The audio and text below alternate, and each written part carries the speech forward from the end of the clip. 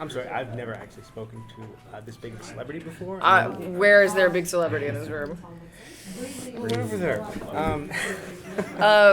That's very sweet of you, and thank you. And please know that don't think of myself that way, and I'm really not, because I certainly don't think Hollywood thinks of me that way. But thank you. But speaking of big celebrities, there have been some nice guest stars over the course of the series, including most recently Anthony Stewart Head. Yes. As Paracelsus. What was it like working with some of these guest stars, and are there any more big guest stars coming up in the new season that you can talk about? Absolutely. First of all, I'll start with Tony Head. He is the sweetest, most wonderful guy to work with. Just totally fits in with who we are as a team, and really just jumped right in and had fun with us. And of course, his cachet comes from Buffy, and I have a lot of friends who are huge Buffy fans. And so for one of my friends, I asked Tony if he'd record a video for him, and he did. He was so happy to do it. He embraced the fan culture as much as we do at these things, and so. Yeah, he was a dear, and it was kind of sad that he had to be a villain, so he can't come back because Claudia kicks his ass. Who else can we tease? So there's an actor. I can't say too much, but all I will say is that there's an actor in the finale who was on Freaks and Geeks. I don't go into too much research. Just know that Freaks and Geeks is like up there with Twin Peaks as far as like my crazy nerd obsession. And I thought I geeked out pretty hard when I met Cherie Curry last year. When I met this actor, I couldn't talk. I mean, and I never thought of myself as somebody who would go, nice to meet you, thank you for doing the show, I have to leave. Guest cast. Oh, we have we have Ryan Cartwright and Aaron Way from Alphas showing up eventually. Who else do we have? Paula Garces is coming back. More of. People are wondering if you're going to see Lena again, and what I will say is yes. It's a relief. Yeah. Now, I was just thinking today, someone that we haven't seen in a long time, Nolan Funk. Nolan, my man. Yeah, no, he's not coming back. That's because there's no time for Claudia to have any romance. She's looking ahead at being caretaker and all the sort of scary doubts that come with that. But Nolan's doing great. Shoot, he's starring in 2 big movies right now. So, yeah, he's in The Canyons and the Riddick. Did not know that. Yeah, well, check him out. You're welcome, Nolan. I just did free PR for you. You can buy me a coffee when I see you in LA. That's awesome. Everyone usually has that one person that kind of set them on the path to where they are now. Yeah. In my personal life? That's a great question. God, I've been so lucky my whole life to encounter people who are nurturing and encouraging and inspiring and healthy, and really kept me grounded. And I know this is kind of the expected answer. I've been saying this a lot. I've been saying this for years. But the most important person in my life over the past 4 years has been Saul.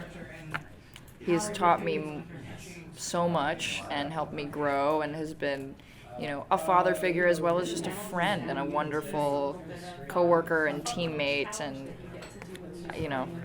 that's a friendship I'm never ever gonna lose, and I will continue to defer to him for big, Jewish dad life lessons, because he excels at those. So that's my person.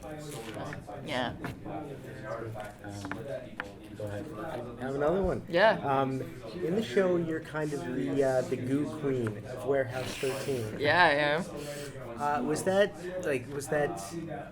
Did they plan on having that, or is that just something that it came up in one episode and the writers were like, "That's a little funny. Let's keep bringing that back," and then it became a running gag.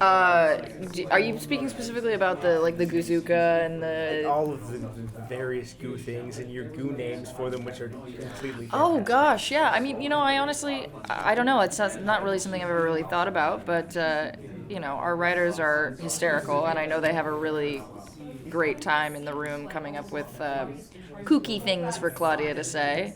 Because if anyone can say them, it's going to be me. It's not going to be the two Secret Service agents, even though, with Pete, it's a sliding scale. And it's not going to be curmudgeonly, research-brained Artie, and it's not going to be conservative Steve. So I think it fits my mouth a bit more than anybody else's. Okay, I'll go. Yeah, go. When the show is obviously very successful. We're Very all lucky. huge fans of it for a long time. But when it comes down to it, do you consider yourself personally successful? Success is so subjective. We're constantly comparing ourselves to other people, right? Especially in our own field, and what we think success should be. And it's so easy to go down the rabbit hole of thinking, I'm not where I thought I'd be, because I've been doing this for 11 years. It's half my life. And I always have to just step back and take stock and go, I have been so lucky. Oh my God. I mean, a lot of young actors especially come up against this really difficult period between being a teenager and being an adult, where they're too old to play kids but not quite old enough to play adults, and it's a very difficult time financially and career-wise to get the town to see you in a different way. And I had this amazing experience where I spent my college years on a show growing up on camera. So and now I go home and I'm auditioning to play cops and real adult stuff that's great for me. And so do I consider myself successful? Yeah, in the most unexpected ways, and I'm so just grateful for the experience that this show has wrought. Yeah. Anything else you want to talk about? I got a couple more, but go ahead. Yeah. You've probably been asked this dozens of times, but you've got to have a favorite artifact. My favorite artifact is the metronome, because it brought Steve back. Yeah. And Aaron and I were, if you saw the panel, you know that I thought, when I leave, I'm going to take the metronome with me, because we're all kind of stealing the props we want. And I found out at Comic-Con, Aaron was like, well, I want the metronome. I was like, wow, damn it.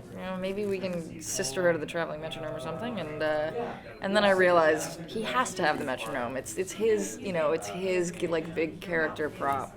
So I'm taking home Sylvia Plath's typewriter for my new apartment.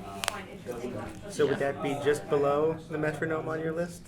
The typewriter?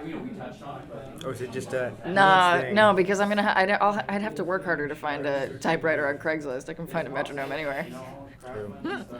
Awesome. I guess the last question then, since we only have a minute left, is once it comes down to it, the young generation are coming up. They look to you for inspiration. How can they inspire themselves? This is the best part about having young women who are fans of Claudia. Don't look to anyone else to tell you what you should like or what you should wear or who you should be. If you have to listen to yourself, and you have to present yourself in the way that makes you feel beautiful from the inside out. And that's the biggest life lesson I can impart at my ripe age of 22. It was nice meeting you guys. So much. Take care.